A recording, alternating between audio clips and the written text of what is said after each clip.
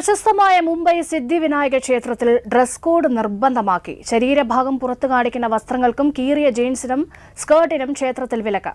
പുതിയ dress code പാലിക്കാത്തവരെ അടുത്ത ആഴ്ച മുതൽ ക്ഷേത്രത്തിൽ പ്രവേശിപ്പിക്കില്ല. ജെയ്സൺ മണിയങ്ങാട് ചേരുന്നുണ്ട്. ജെയ്സൺ, ഏത് സാഹചര്യത്തിലാണ് ഈ ഡ്രസ് കോഡ് നിർബന്ധമാക്കുന്നത്? ഡ്രസ് കോഡ് എങ്ങനെ?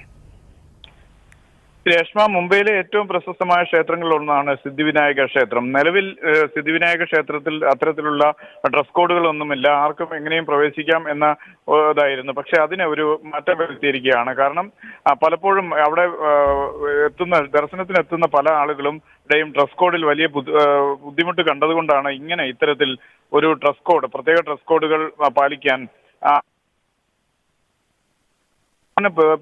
ശരീരഭാഗം പുറത്തു കാണിക്കുന്നതോ കീറിയ വസ്ത്രങ്ങൾ, കീറിയ ജീൻസ്, സ്കർട്ട്സ് എന്നിവ ക്ഷേത്രത്തിൽ നിന്നും പൂർണ്ണമായും വിലക്കിയിട്ടുണ്ട്. അത് പാലിക്കാത്തവർക്കെതിരെ